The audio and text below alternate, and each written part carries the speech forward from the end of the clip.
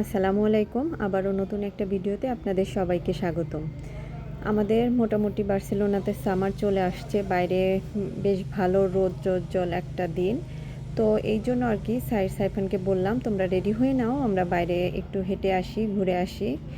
আর যেহেতু শনি রবিবার এখানে স্কুল ছুটি থাকে, বাসায় বসে থাকা মানে ওদের শুধু মোবাইল আর টিভিতেই মানে আসক্ত হয়ে থাকা। এই জন্যই আর কি ওদেরকে বলা, তাড়াতাড়ি রেডি হয়ে নাও, আমরা বাইরে যাব। তো ওদের বাইরে যাওয়ার কথা শুনলে তো অবশ্যই অনেক খুশি হয়ে যায়। এই তো আমরা বাইরে বের হয়ে হাঁটতে হাঁটতে রাস্তার পাশে দিয়েই যেতে একটা পার্ক। তো ওরা প্রথমেই বলে যে আমরা একটু পার্কে খেলা করে নেই। তো দেশের বাইরের এই একটা সুবিধা যে রাস্তার একটু পরে পরেই বাচ্চাদের জন্য ছোট ছোট পার্ক করে দেওয়া থাকে, মানে ওরা হাঁটবে আবার একটু খেলাও করে নেবে। তো ওদের বলছিলাম যে চলো চলো চলো যাই, বাট ওরা বলে মা আর একটু খেলা করে নেই। এই তো ওরা খেলা করছে আর আমি দেখছি ওদেরকে।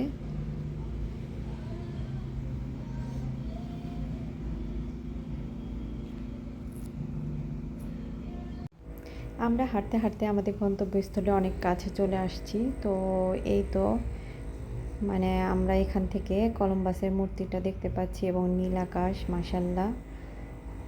এবং এখান দিয়ে মানে রাস্তার যেহেতু কাজ চলছে, প্লাসার কাজ চলছে, এই জন্য দুই পাশ দিয়ে এরকমভাবে আটকিয়ে দেওয়া আছে। এবং আমরা সেই মাইম্যাডামের কাছে এসে দেখছি যে এখানে বিভিন্ন রকমের স্টল বসছে। দেখি যে একটা নিউটেলা, তো নিউটেলা না আসলে এটা তো আমরা দেখতে পাচ্ছি বিভিন্ন রকমের বাচ্চাদের খেলনা রাখা আছে, চাইলে এখানে মানে বাচ্চারা খেলা করতে পারে। তো হাঁটতে হাঁটতে একটু সামনেই বিভিন্ন রকমের স্টল, ছোটো ছোটো স্টলগুলো দেখছিলাম। এখানে বিভিন্ন রকমের মধু এই স্টলটাতে, এখানে দেখতে পাচ্ছি বিভিন্ন রকমের অনেক। তো এই স্টলটাতেই দেখতে পাচ্ছি কাঠের জিনিসপত্র এবং অনেক সুন্দর সুন্দর সবগুলো জিনিসপত্রই অনেক সুন্দর, এত দাম, যেটা দেখতেই খুব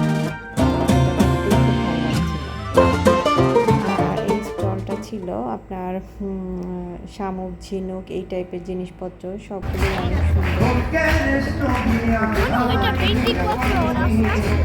আমরা একটু দাঁড়িয়ে দেখছিলাম।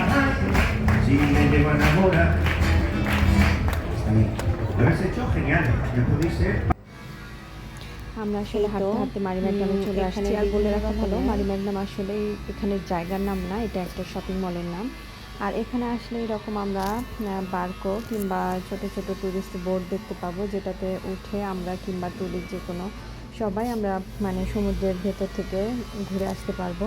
আর এখানে আমরা যে দেখতে পাচ্ছি এটা কিন্তু সমুদ্রের পানিটাকে আটকিয়ে রাখা। আশেপাশে এরকম ছোট ছোট মাছ ধরার ডিঙ্গি নৌকাগুলো রেখে দেওয়া হয়, যেগুলো গভীর সমুদ্র থেকে মাছ ধরে। আর এখানে পিছনের দিকে গেলে পরে আমরা মানে আসলে বিশাল ভূমধ্যসাগর আমরা দেখতে পাবো। তো এই তো দেখুন প্রচুর নৌকা এখানে রাখা থাকে। আর এখান দিয়েই মানে কাঠের একটা ব্রিজ, মানে এটার উপর দিয়ে আমরা চলে যাব আসলে মারিম্যাডাম একটা শপিং মল।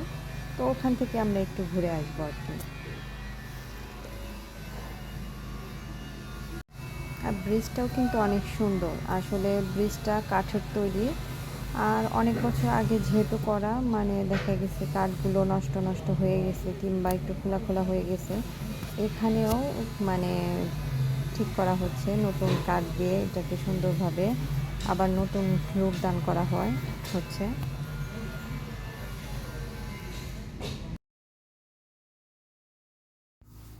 আমরা মারিম্যাডাম শপিং মলের একদম সামনেই। আমরা যেহেতু আজকে মানে কিছু কেনার উদ্দেশ্যে আসি নাই, বাচ্চাদের নিয়ে একটু হাঁটাহাঁটি ঘোরাঘুরির জন্যই, তো আমরা ভিতরে গিয়ে আর বেশিক্ষণ দেরি করব না। তবে এই শপিং মলটা মানে যেহেতু ট্যুরিস্টদের চিন্তা ভাবনা করেই তৈরি করা, অর্থাৎ বছরে 365 দিনই খোলা থাকে, মানে এটা আসলে বলা যেতে পারে ট্যুরিস্টদের সুবিধার্থেই। তো আমরা যে কেউ চাইলে এখানে যেতে পারি, সব ধরনের সব ব্র্যান্ডের জিনিসপত্র এখানে পাওয়া যায় মোটামুটি। আর একটু ঘুরে দেখছিলাম, তো এখানেও যেহেতু মানে বাচ্চাদের জন্য কিছু রাইডস আছে, তো সাইফান দৌড়ে প্রথমে আগে এখানে চলে আসছে এবং একটা রেখে আরেকটাতে উঠছিল, আর আমি দেখছিলাম একটু ঘুরে ঘুরে।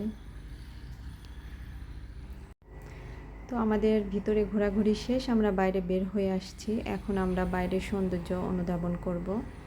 এখানে বাইরেও কিন্তু দেখুন বাচ্চাদের বিভিন্ন রকমের মানে প্লে জোনগুলো আছে, চাইলে যে কোনোটাতে যে কেউ উঠতে পারে, যে কোনো বাচ্চা। তো এখান থেকে আমরা চলে আসছি পপকর্নের জায়গাটাতে। যেহেতু আমাদের একটা হালালের ব্যাপার আছে, এখানে অনেক ধরনের খাবারের স্টল থাকা সত্ত্বেও আমরা সব কিছু খেতে পারি না। তো এখানে 3টা ফ্লেভারের অর্থাৎ সল্ট, সুইট অ্যান্ড ক্যারামেলের পপকর্ন আছে। আমরা 2টা মিক্সড করে নিয়ে নিলাম। তো আমরা এটাই খাবো, যেহেতু সব কিছু খাওয়াটা যায় না।